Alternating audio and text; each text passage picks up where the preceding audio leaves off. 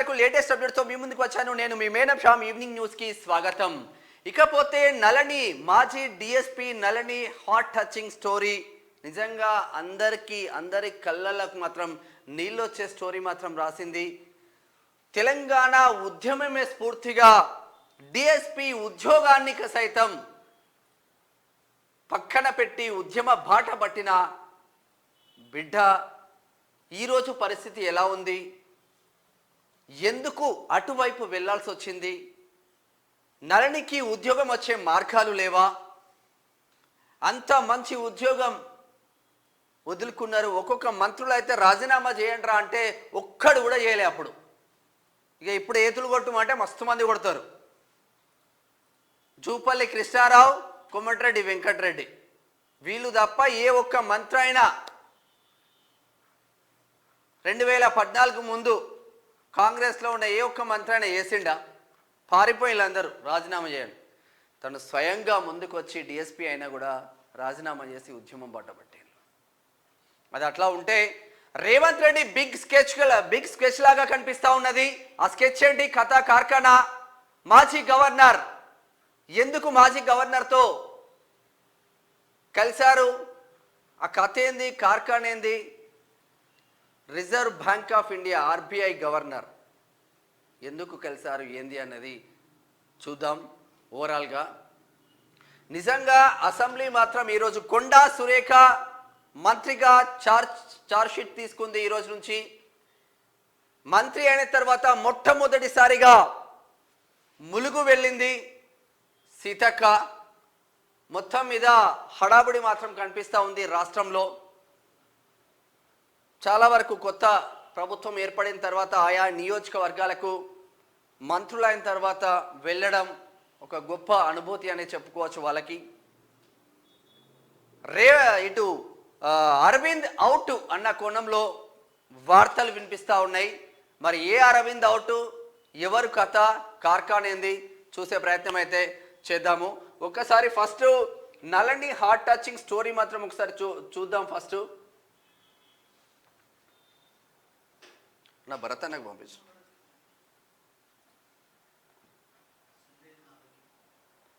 Sync అయిందా? నళని చాలా ఆవేదనతో తన లైఫ్ స్టైల్ ఎట్లా ఉంటుంది ఏంది అనేది కూడా ఉంటుంది.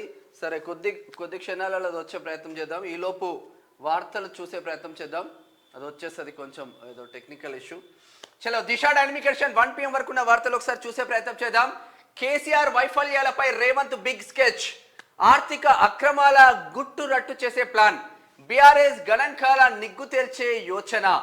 ఇప్పటికే శాఖల వారీగా ముఖ్యమంత్రి రివ్యూ. తాజాగా సీఎంతో ఆర్బీఐ మాజీ గవర్నర్ భేటీ. కీలక సూచనలు చేసిన రఘురాం రాజన్. ఇద్దరి మీటింగ్ పై రాజకీయ వర్గాల్లో ఊహాగానాలు కాదు. ఆర్బీఐ మాజీ గవర్నర్ ఎందుకు కలిసిండు రేవంత్ రెడ్డిని అనేది బీఆర్ఎస్ గుండెల్లో రైళ్లు పరిగెడుతున్నాయి. మొత్తం సర్వనాశనం చేసిండ్రు ఆర్థిక వ్యవస్థను, అప్పుల కుప్పగా చేసిండ్రు తెలంగాణ రాష్ట్రాన్ని. దాని నుంచి ఎలా బయటపడాలని మీటింగ్ అయితే జరిగింది. అదేందో కథ చూద్దాం. అధికారంలోకి వచ్చి సీఎంగా బాధ్యతలు చేపట్టిన నాటి నుంచి రేవంత్ రెడ్డి కేసీఆర్ సర్కార్ వైఫల్యాలపై దూకుడుగా ముందుకు వెళ్తున్నారు. తెలంగాణ ధనిక రాష్ట్రం, దేశానికి ఆదర్శం అంటూ గత ప్రభుత్వం చేసిన ప్రచారంలో నిజమెంతుందో నిగ్గు తేల్చి వాస్తవాలను ప్రజల ముందుంచే దిశగా సాగుతున్నారు. బీఆర్ఎస్ ప్రభుత్వం గొప్పగా చెప్పుకున్న దేంట్లోనూ నిజం లేదని, ఆఖరికు రాష్ట్రానికి మిగిలింది అప్పుల కుప్పేనని స్పష్టం చేయాలనుకుంటున్నారు. ఈ క్రమంలోనే సీఎంతో ఆర్బీఐ మాజీ గవర్నర్ రఘురాం రాజన్ భేటీ కావడం ఆసక్తిగా మారింది. రాష్ట్ర ఆర్థిక పరిస్థితిపై శ్వేతపత్రాన్ని విడుదల చేసి 10 ఏళ్ల కేసీఆర్ సర్కార్ నిర్వాకాన్ని బట్టబయలు చేస్తామని సీఎం రేవంత్ రెడ్డి పదే చెబుతున్న నేపథ్యంలో కేసీఆర్ విషయంలో బిగ్ స్కెచ్ వేస్తున్నారనే చర్చ పొలిటికల్ సర్కిల్లో మాత్రం చక్కర్లు అయితే కొడుతుంది. మరి ఇది ఇంత పెద్ద మనిషితో సీఎం కలవడం, మరి వ్యవస్థల లోపాలను గోల్మాల్ గోవిందం చేసిన కేసీఆర్ పై ఒక్కొక్కటి బయటికి తీస్తూ ఉంటే ఆర్థిక వ్యవస్థలు ఎట్లా ఉన్నాయి, ఆర్థిక వ్యవస్థ ఎట్లా కుప్పకూలిందో అన్న కోణంలో మాత్రం వినిపించే అవకాశాలు అయితే కనిపిస్తాయి. రఘురాం రాజన్ ఏం సలహాలు ఇచ్చిండు? రఘురాం రాజన్ సలహాలు ఆర్బీఐ గవర్నర్ గానే కాకుండా కేంద్ర ప్రభుత్వ ఆర్థిక మాజీ ముఖ్య సలహాదారులుగా కూడా పనిచేసిన రఘురాం రాజన్ ఆదివారం సీఎం రేవంత్ రెడ్డితో భేటీ అయ్యారు. ఈ భేటీలో deputy CM Bhatti Vikramarka, IT minister Sridhar Babu, CS Shanti Kumari, special finance secretary Ramakrishnarao, CM principal secretary Seshadri పాల్గొన్నారు. ఈ సందర్భంగా ఆర్థిక రంగంలో తన అనుభవాలను సీఎంతో రఘురాం పంచుకున్నారు. అలాగే రాష్ట్ర ప్రస్తుత ఆర్థిక పరిస్థితి, రాష్ట్ర ఆర్థిక అభివృద్ధికి అనుసరించాల్సిన వ్యూహాలపై పలు సూచనలు చేశారు. పార్లమెంట్ ఎన్నికల టార్గెట్ ఇది ఇక్కడికి అయిపోయింది. అది సీఎం రేవంత్ రెడ్డికి లోక్సభ ఎన్నికలు ఛాలెంజ్ గా మారాయి. ఎన్నికల్లో బీఆర్ఎస్ బీజేపీలకు చెక్ పెట్టాలంటే తామిచ్చిన హామీలను అమలు చేయడం కీలకమైన అంశం. ఈ నేపథ్యంలోనే ఆర్థిక రంగంలో అంతర్జాతీయ స్థాయిలో విశేష అనుభవం కలిగిన రఘురాం రాజన్ వంటి వారి సలహాలు తీసుకుంటున్నట్లు తెలుస్తుంది. రఘురాం సైతం గత కొంతకాలంగా కాంగ్రెస్ పార్టీకి టచ్ లో ఉంటున్నారు. దీంతో రాబోయే లోక్సభ ఎన్నికలే టార్గెట్ గా రేవంత్ సర్కార్ దేశంలో ఆర్థిక విధానాలపై నిపుణుల నుంచి సలహాలు తీసుకుంటుందనే టాక్ మాత్రం వినిపిస్తుంది. 100% నిపుణులు ఆయా ఇప్పుడు ఆర్థిక వ్యవస్థలో నిపుణులు ఎవరైతే ఉంటారో సలహాలు తీసుకొని రాష్ట్ర బాగు కోసం ముందుకు వెళ్తారు. ఎవరైనా ఇక కేసీఆర్ అటువంటి ఆయనే ఇంజనీర్, కాళేశ్వరం నేనే కట్టినా, మెదడు ఖర్చు పెట్టుకొని రాత్రి పగలు నిద్ర లేకుండా నేనే కట్టినా అంటాడు. ఆ పాట నేనే రాసిన అంటాడు. ఆ పాట రాసిందేమో వేరే అతను ఉంటాడు. యాన్ని గోల్మాల్ గోవిందం పాడ ఇవన్నీ ముచ్చట్లని చెప్పిండు కేసీఆర్. ఇది మంచి పద్ధతి. ఇది ఇట్లా ఉంటే 9 మంది మృతి, బజార్ గ్రౌండ్లోని సోలార్ కంపెనీలో భారీ పేలుడు. ఇది నాగ్పూరా? భారీ పేలుడు సంభవించి 9 మంది ప్రాణాలు విడిచిన ఘటన మహారాష్ట్రలోని నాగ్పూర్ తాలూకా ఆ బజార్ గ్రౌండ్ సోలార్ కంపెనీలో చోటు చేసుకుంది. క్యాస్ట్ బూస్టర్ ప్లాంట్ లో ప్యాకింగ్ చేస్తున్న సమయంలో ఈ పేలుడు సంభవించినట్లుగా ప్రాథమికంగా తెలుస్తుంది. నాగ్పూర్ ఎస్పీ హర్ష్ పొద్దార్ మాట్లాడుతూ ఈ ప్రమాదంలో ఇప్పటి వరకు 9 మంది కార్మికులు ప్రాణాలు కోల్పోయారని, మరికొద్ది మందికి గాయాలయ్యాయని వెల్లడించారు. సోలార్ కంపెనీలోని క్యాస్ట్ బూస్టర్ ప్లాంట్ లో ప్యాకింగ్ చేస్తున్న సమయంలో ప్రమాదం జరిగిందని పేర్కొన్నారు. ఈ ఘటనకు సంబంధించిన పూర్తి వివరాలు ఇంకా తెలియాల్సి ఉందంట. నాగ్పూర్లో జరిగింది. సోలార్ కంపెనీలో 9 మంది చనిపోయిన్లు. కొండా సురేఖ దగ్గరికి పోదాం. కొండా మురళి, కొండా సురేఖ, సుష్మితా పటేల్. మంత్రిగా కొండా సురేఖ బాధ్యతలు. తెలంగాణ సచివాలయంలో ఆదివారం రాష్ట్ర అటవీ పర్యావరణ దేవాదాయ శాఖ మంత్రిగా కొండా సురేఖ బాధ్యతలు చేపట్టారు.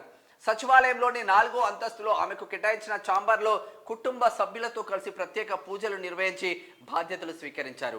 ఈ సందర్భంగా మంత్రి కొండా సురేఖకు అటవీ పర్యావరణ దేవాదాయ శాఖల ఉన్నతాధికారులు, సిబ్బంది, కాంగ్రెస్ ముఖ్య నాయకులు, కార్యకర్తలు శుభాకాంక్షలు చెప్పారు. ట్యూనిస్ వేదిక కూడా కొండా సురేఖకు నిజంగా శుభాకాంక్షలక. మీరు మంత్రి పదవి జబర్దస్త్గా చేయాలి. మీ ఉమ్మడి వరంగల్ జిల్లాలో ఇంతకుముందు అంగుటి మంత్రులుండే, పాన్ పరాకులు నవ్విలే మంత్రులుండే, ఏం చెప్తాడో ఎవరికి అర్థం కాని మంత్రులుండే, 5 పాస్ కాని మంత్రులుండే.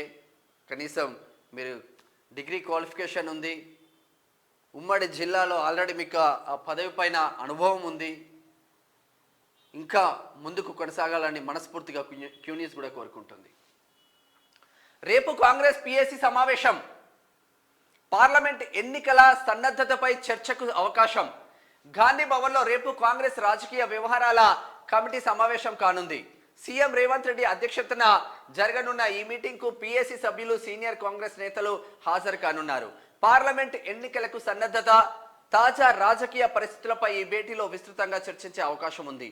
అదే విధంగా కాంగ్రెస్ పార్టీ 10 రోజుల పరిపాలన, నామినేటెడ్ పోస్టులు, కొత్త డీసీపీల వ్యవహారాలపై కూడా చర్చించే అవకాశం కనిపిస్తుంది.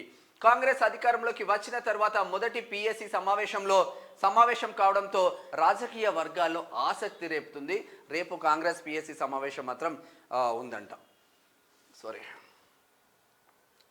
ఇది ఇట్లా ఉంటే మేడిగడ్డ ఇష్యూపై మంత్రి ఉత్తమ్ నజర్ ఈ నెల 20న అసెంబ్లీలో పవర్ పాయింట్ ప్రజెంటేషన్. మంచి పని చేస్తున్నారు. వివరాలు ఇవ్వాలని ఇరిగేషన్ అధికారులకు ఆదేశం. మేడిగడ్డ పిల్లర్ల కుంగుబాటు అంశంపై రాష్ట్ర నీటిపారుదల శాఖ మంత్రి ఉత్తమ్ కుమార్ రెడ్డి ఆదివారం సచివాలయంలో ఈఎన్సి మురళీధర్ ఇతర ఉన్నతాధికారులతో సమావేశమయ్యారు. ఇందుకు సంబంధించిన పలు అంశాలపై చర్చించారు. త్వరలో మంత్రి మేడిగడ్డను పరిశీలించనున్న నేపథ్యంలో ఈ నెల 20 నుంచి అసెంబ్లీలో పవర్ పాయింట్ ప్రజెంటేషన్ ఇచ్చేందుకు పలు అంశాలపై వివరాలను అందజేయాలని అధికారులను ఆదేశించారు. ఇక మరి ఏమవుతుందో ఈ కుంగిన దానిపైన ఏమన్నా వివరాలు వస్తాయా, ఇంకా అధికారులు దాచిపెట్టే ప్రయత్నం చేస్తారా, మరి ఏం చేస్తారో చూడాల్సిన అవసరం అయితే ఉంటుంది. అమ్మ నాకేమైంది, మరుగుతున్న రాగి జావాలో పడి చిన్నారి మృతి. మామడ మండలం కోకటి ఘటన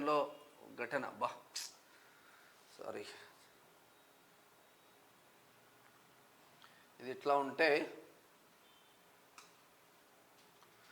పోలీస్ ఉద్యోగానికే సూట్ అవుతా, సీఎంకు మాజీ డిఎస్పీ నళిని లేఖ.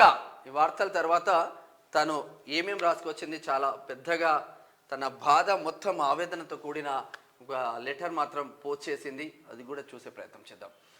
ప్రత్యేక రాష్ట్ర సాధన కొరకు ఉద్యోగానికి సైతం రాజీనామా చేసిన నళిని తిరిగి ఉద్యోగంలోకి తీసుకోవడంలో అభ్యంతరాలు ఎందుకు ఉండాలని ఇటీవల పోలీస్ శాఖ సమక్షంలో సీఎం రేవంత్ రెడ్డి అన్నారు.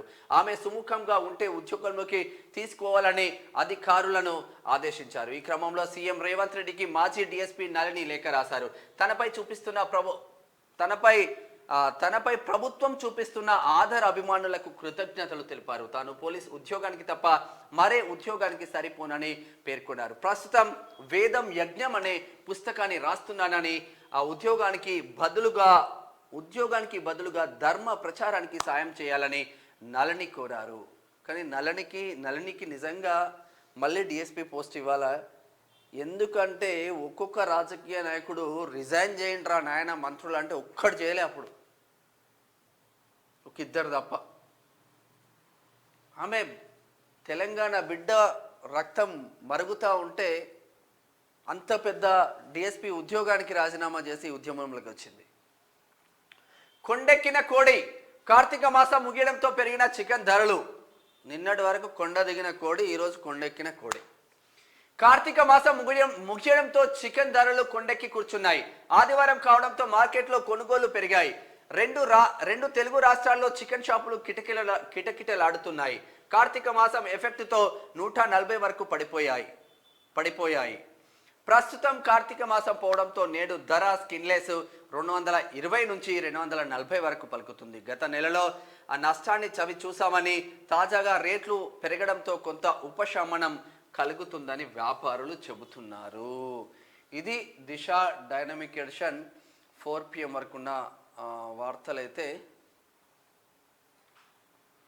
ఒక్కసారి దిశ డైనమిక్ ఎడిషన్ 1 PM వరకు ఉన్న వార్తలైతే దిశ డైనమిక్ ఎడిషన్ 4 PM వరకు ఉన్న వార్తలు చూసే ప్రయత్నం చేద్దాం. పార్లమెంటు ఘటన సీరియస్ అంశం, భద్రతా వైఫల్యంపై ప్రధాని నరేంద్ర మోడీ. పార్లమెంట్లో భద్రతా వైఫల్యంపై ప్రధాని నరేంద్ర మోడీ తొలిసారిగా స్పందించారు.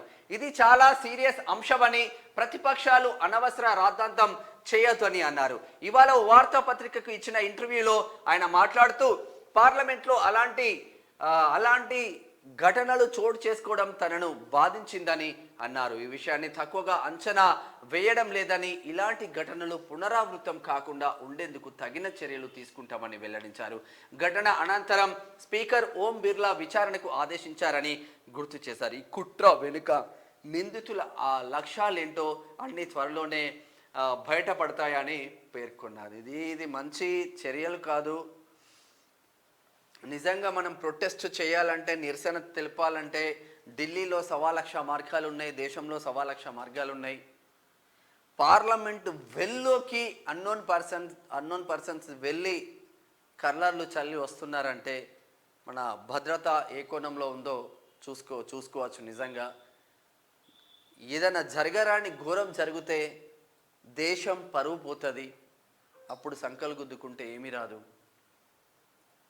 ఫస్ట్ దేశం పరువు మనం కాపాడాలి. మీరు ఏ పార్టీలోనైనా ఉండండి, తర్వాత మీ పార్టీ గురించి ఆలోచించండి.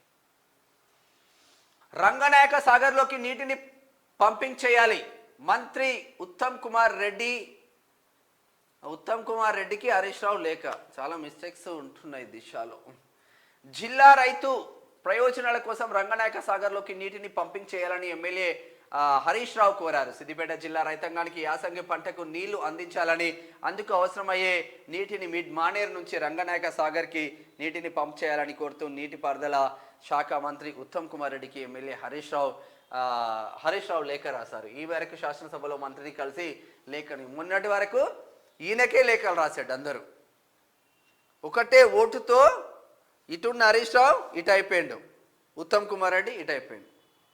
ప్రభుత్వాలే చేంజ్ అయిపోయింది కేవలం ఒకే ఒక ఓటుతో. మంత్రులుగా ఉన్న వాళ్ళందరూ డమ్మీ లైన్లు, అప్పుడు ప్రభుత్వంపై కొట్లాడే వాళ్ళందరూ ఇప్పుడు మంత్రులైన్లు. 2 నెలల్లో డ్రగ్ ఫ్రీ సిటీ, మారక ద్రవ్యాల మాట వినపడద్దు. హైదరాబాద్ సిటీ కొత్తకోట శ్రీనివాస్ రెడ్డి 2 నెలల్లో హైదరాబాద్లో డ్రగ్స్ ను నిర్మూలిస్తామని city police commissioner Kothakota Srinivas Reddy అన్నారు. ఆదివారం ఆయన సిటీ పోలీస్ బృందంతో కీలక సమావేశం నిర్వహించారు. నగరంలో డ్రగ్స్, గంజాయి అనే మాట వినపడద్దని, విధి నిర్వహణలో నిర్లక్ష్యం చేస్తే కఠిన చర్యలు ఉంటాయని హెచ్చరించారు. ఎవరైనా పైరవీలు చేస్తే సహించేది లేదని వార్నింగ్ ఇచ్చారు. నిజమైన బాధితుడికి మాత్రమే ఫ్రెండ్లీ పోలీసింగ్ ఉంటుందని మరోసారి స్పష్టం చేశారు. నగరంలో డ్రగ్ మాఫియాను అరికడతామని సీఎం నిన్న సభలో ప్రకటించిన మరుసటి రోజే సిపి కీలక భేటీ నిర్వహించడం ఆసక్తిగా మారుతుంది. నిజంగా శ్రీనివాస్ రెడ్డి అన్న, మీరు కనుక అది చేస్తే మీకు సమాజం సెల్యూట్ కొట్టే ఆస్కారం అయితే ఉంటుంది. చిన్న పోరగాన్లు 9-10 చదివే పోరగాన్లు కూడా డ్రగ్స్కి, మందుకి, గంజాయికి అలవాటయ్యి తల్లిదండ్రుల చేతుల్లో లేకుండా పోతున్నారు. తల్లిదండ్రులు ఎంత బాధపడి చెప్పినా పెడదారి వెళ్ళిపోతూ ఉన్నారు. నిజంగా అసలు మూలాలను కనుక్కొని మూలాల మీదనే మన ముక్కు పాదం మోపితే వాడికి తాగే అవకాశం ఉండదు, వాడు తీసుకునే అవకాశం ఉండదు. తెలంగాణ సుభిక్షంగా ఉంటుంది దీని ద్వారా. నిజంగా అంటే ఇప్పుడు మనం కరోనా టైంలో వైన్స్ బంధు, అన్ని బంధు, బార్లు, వైన్స్, గుట్కాలు, బిట్కాలు, గిడుంబ అన్ని బందే కాబట్టి సచ్చినట్టు ఉండాలి. రెగ్యులర్ తాగేవాడు కూడా తాగకుండా ఉన్నాడు కదా. ఇది కూడా అదే కోణంలోకి వస్తుంది. శ్రీనివాస్ రెడ్డి, హైదరాబాద్ సిపి శ్రీనివాస్ రెడ్డి వచ్చిన కాంచి, కొత్తకోట శ్రీనివాస్ రెడ్డి వచ్చిన కాంచి ఒకటే మాట చెప్తున్నాడు, డ్రగ్ ఫ్రీ సిటీగా చేస్తా అన్నాడు. ఆ మాటకు నిజంగా హెడ్సప్ చెప్పాల్సిందే. అదే తరుణంలో ఆ మాటకు కట్టుబడే తన చర్యలు కూడా కొనసాగిస్తున్నారు. నిజంగా గ్రేట్ సార్.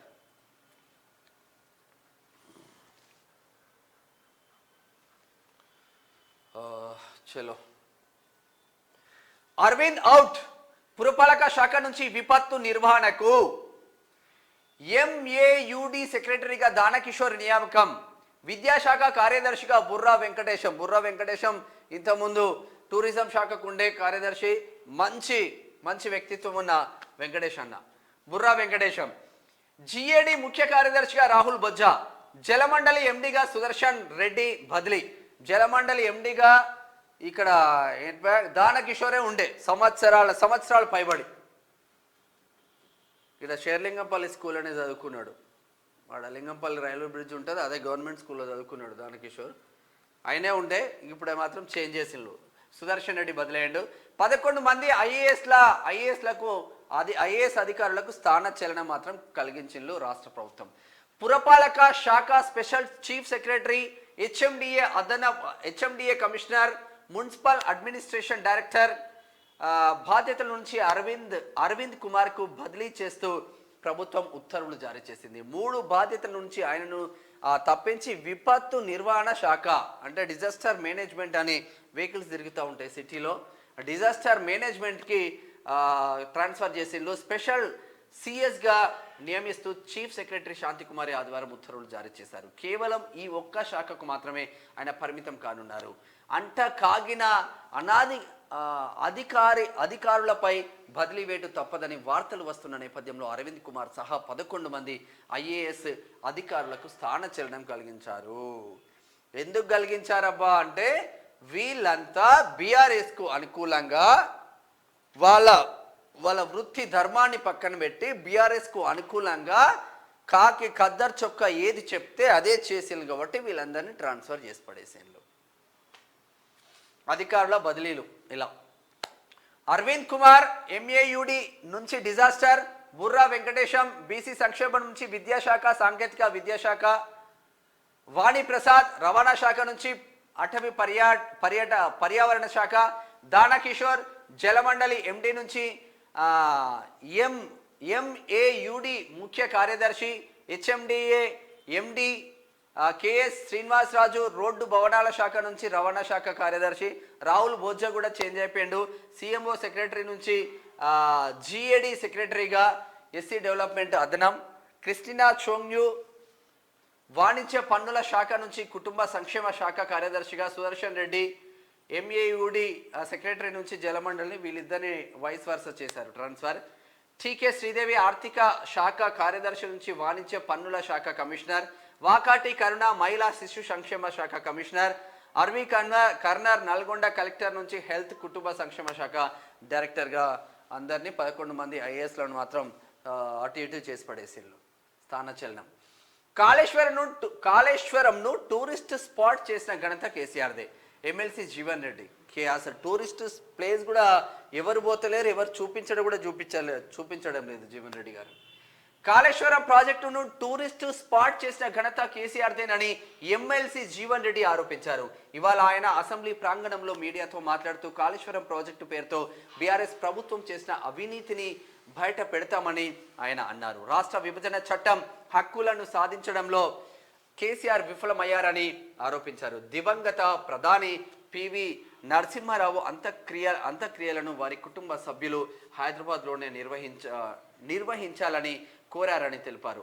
ఆ విషయం గురించి బీఆర్ఎస్ నాయకులు మాట్లాడడం సరికాదన్నారు. బీఆర్ఎస్ చేతగాని తనం వల్లే భద్రాచలంలోని 7 మండలాలను కోల్పోయామని మండిపడ్డారు. సీలేరు పవర్ ప్రాజెక్టు కోల్పోవడం పట్ల కేసీఆర్ నైతిక బాధ్యత వహించాలని డిమాండ్ చేశారు. కాళేశ్వరం ప్రాజెక్టు టూరిస్ట్ స్పాట్ కాదు, అసలు అక్కడికి ఎవరు పోతలేరు కదా, పోదామన్నా ఎవరు చూపిస్తలేడు కదా, మీరన్నా చేయండి. స్పాట్ లేదు, మన్ను లేదు, మశానం లేదు అక్కడ.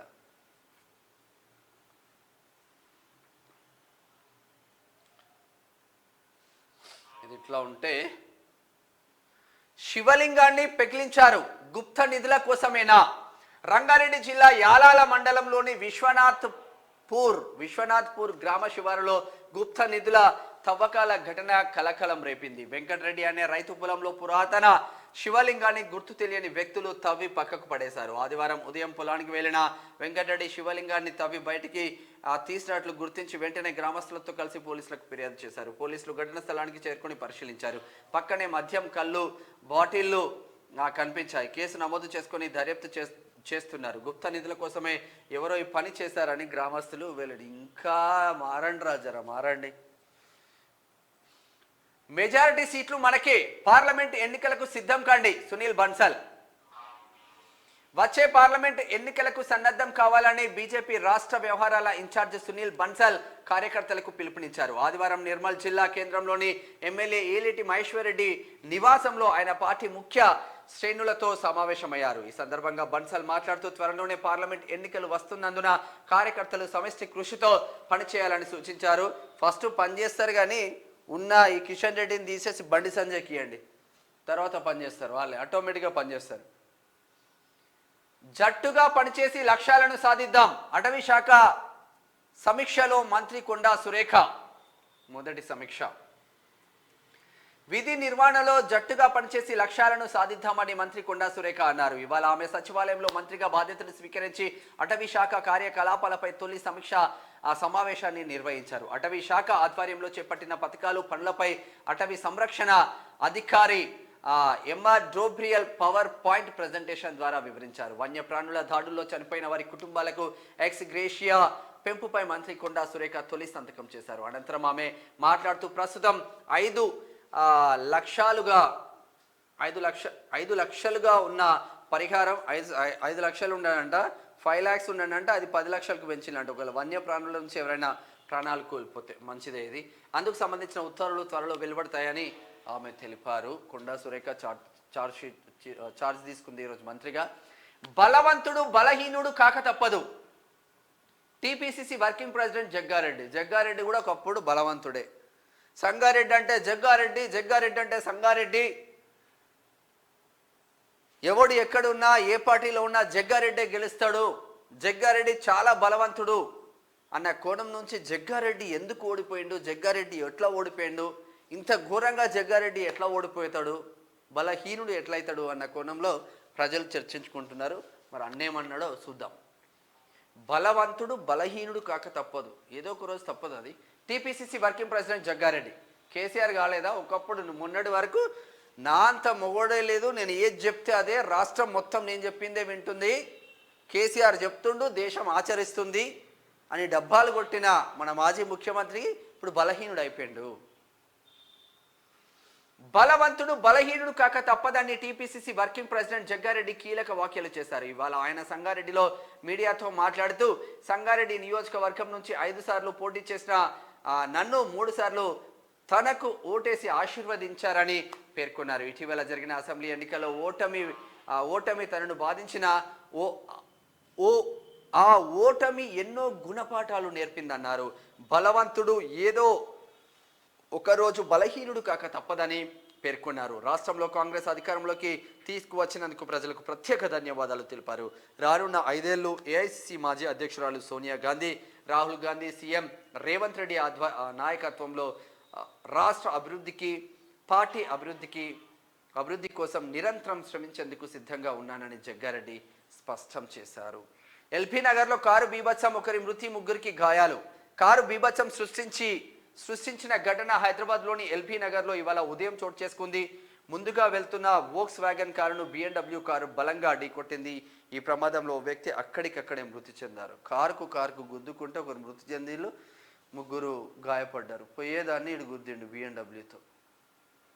BMW కదా కాస్ట్లీ, లోపల ఉన్నాడు కూడా కాస్ట్లీ. మరి మందేస్తున్నాడా ఎట్లేస్తున్నాడో ఎంక్వైరీ జరగాలి.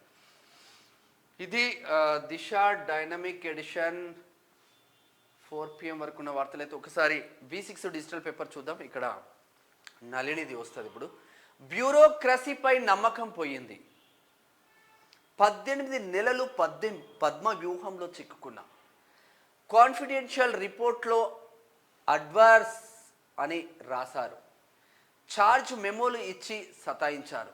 ఎంత ఇబ్బందులు పెట్టింది. తెలంగాణ కోసం కొట్లాడిన ఒక ఆడబిడ్డ, ఒక డిఎస్పికి ఎన్ని ఇబ్బందులు. ఛార్జ్ మెమోలు ఇచ్చి సతాయించారు.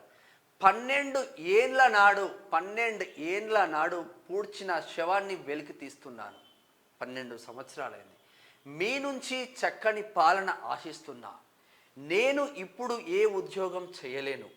సీఎం జాబ్ ఆఫర్పై స్పందించిన మాజీ డిఎస్పీ నళిని.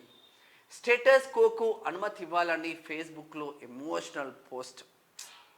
కళ్ళకు హార్ట్ టచింగ్. అంటే ఒక సీనియర్ జర్నలిస్టు పదాలను కూర్చుకొని, పదాలను జమ చేసుకొని ఎంత నీట్గా స్పష్టమైన రాస్తారో అంత బాగా రాసింది. చాలామంది పోలీస్ డిపార్ట్మెంట్లో మాజీ డిఎస్పీ నళిని పోస్ట్ చూసి కళ్ళకు నీళ్లు తెచ్చుకున్నారు. ఒక్కొక్క సిఐ, ఒక్కొక్క డిపార్ట్మెంట్లో ఉన్న వాళ్ళందరూ. నిజంగా గ్రేట్ తల్లి నువ్వు. అది అట్లా ఉంటే దుండిగల్లో కంబైన్డ్ గ్రాడ్యుయేషన్ పరేడ్ పాల్గొన్న రక్షణ శాఖ మంత్రి రాజ్నాథ్ సింగ్. ఈరోజు మార్నింగ్ జరిగింది. 212 మంది యువ పైలట్లు విధుల్లోకి అబ్బురపరిచిన విన్యాసాలు, నైపుణ్యాలు. ధరణిపై అధికారులకు శిక్షణ ఇవ్వాలి, లంచం ఇస్తే వివరాలన్నీ మారిపోతున్నాయి. Retired IAS Akunuri Murali voice of Telangana ఆధ్వర్యంలో వర్క్షాప్. మరి ఇట్లా ఉందంట, వర్క్షాప్ నడుస్తూ ఉంది. సీఎం రేవంత్ రెడ్డితో ఆర్బీఐ మాజీ గవర్నర్ భేటీ. రాష్ట్ర ఆర్థిక పరిస్థితి, అభివృద్ధి వ్యూహాలపై చర్చ. ముఖ్యమంత్రికి పలు సూచనలు చేసిన రఘురాం రాజన్. హాజరైన డిప్యూటీ సీఎం భట్టి, మంత్రి శ్రీధర్ బాబు, సిఎస్. ఆర్బీఐ గవర్నర్తో deputy CM Bhatti Vikramarka, Revanth Reddy, IT minister Duddilla Sridhar Babu కూడా హాజరైన వార్తలు కూడా చూస్తున్నాం. ఇది V6 డిజిటల్ పేపర్ 2 PM వరకున్న వార్తలు. అయితే మరి V6 డిజిటల్ పేపర్ 5 PMది రాలేదు. ఒక్కసారి ఇది నరేష్ అనేది ఒకసారి మళ్ళీ పంపించవా? నాదని ఒక్కసారి ఇది చూపించే ప్రయత్నం చేద్దాం. చాలా హార్ట్ టచింగ్ స్టోరీ. చాలా అంటే చాలా తన ఎమోషనల్ ఈ 12 ఏళ్ళ బాధ మొత్తం చెప్పేసి సనాతన ధర్మంలోకి ఎందుకు వెళ్ళాల్సి వచ్చింది, ఎట్లా ఉన్నా ఎందుకు వెళ్ళాల్సి వచ్చిందో మొత్తం రాసి పెట్టింది. నెట్ వస్తలేదన్నా.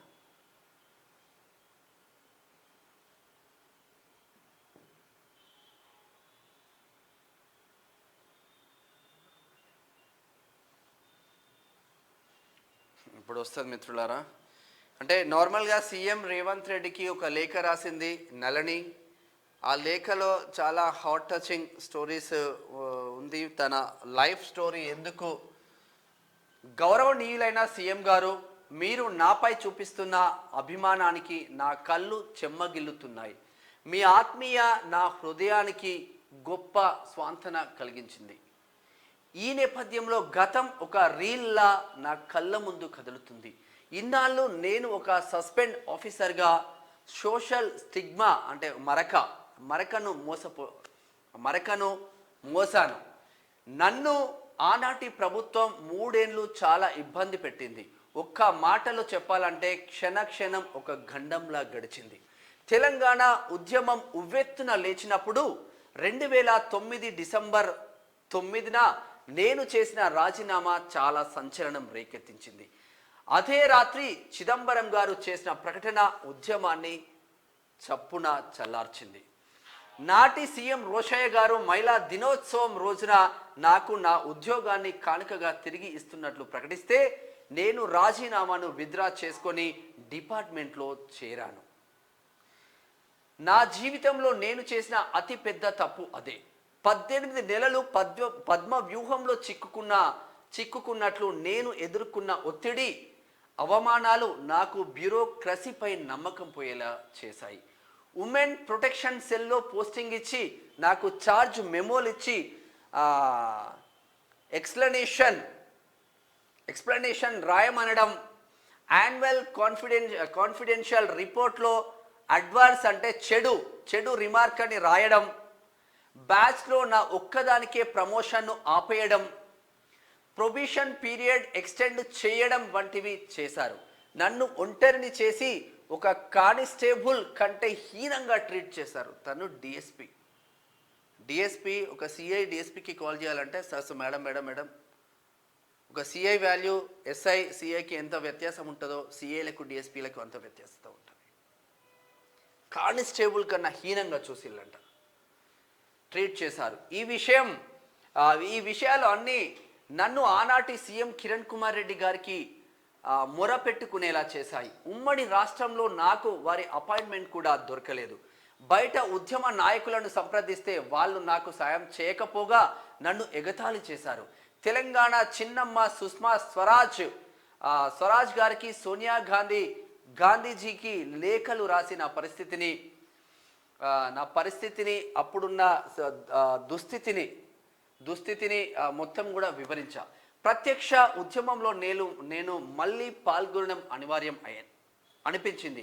అందుకే 1/11/2011 నా ఫార్మేట్లో డీజీపీకి రాజీనామా ఇచ్చేసి ప్రజల్లోకి వెళ్ళాను. శ్రీకృష్ణ కమిటీ ప్రభావంగా జరుగుతున్న జాప్యాన్ని ప్రశ్నిస్తూ నా ఉద్యమ కార్యాచరణ ప్రకటించా. ప్రభుత్వం వెంటనే నన్ను సస్పెండ్ చేసింది. దేశ ద్రోహం వంటి తీవ్ర ఆరోపణలు అందులో ఉన్నాయి. ఇంతకు మించి దిక్కుమాలిన చర్య ఇంకోటి లేదు అప్పుడు ప్రభుత్వం. అన్ని పత్రికల్లో నా ఫోటోలు వేసి ఈ వార్తను పెద్దగా రాసి హైలైట్ చేశారు. ఆనాడే నాకు డిపార్ట్మెంట్ పట్ల అసహ్యం కలిగింది. సుష్మా స్వరాజ్ గారు నల్గొండ సభకు ఆ రోజే రావడం, నన్ను అర్థం చేసుకొని అక్కున చేర్చుకోవడం నాకు కాస్త స్వాంతన చేకూర్చింది. నాలోని ఒక డైనమిక్ కమిట్మెంట్ ఆఫీసర్ను ఆ రోజే హత్య చేశారు. 12 ఏళ్ళు పూర్తయిన తర్వాత తెలంగాణ మూలాలు కల ఒక సీఎంగా మీరు నా కేసును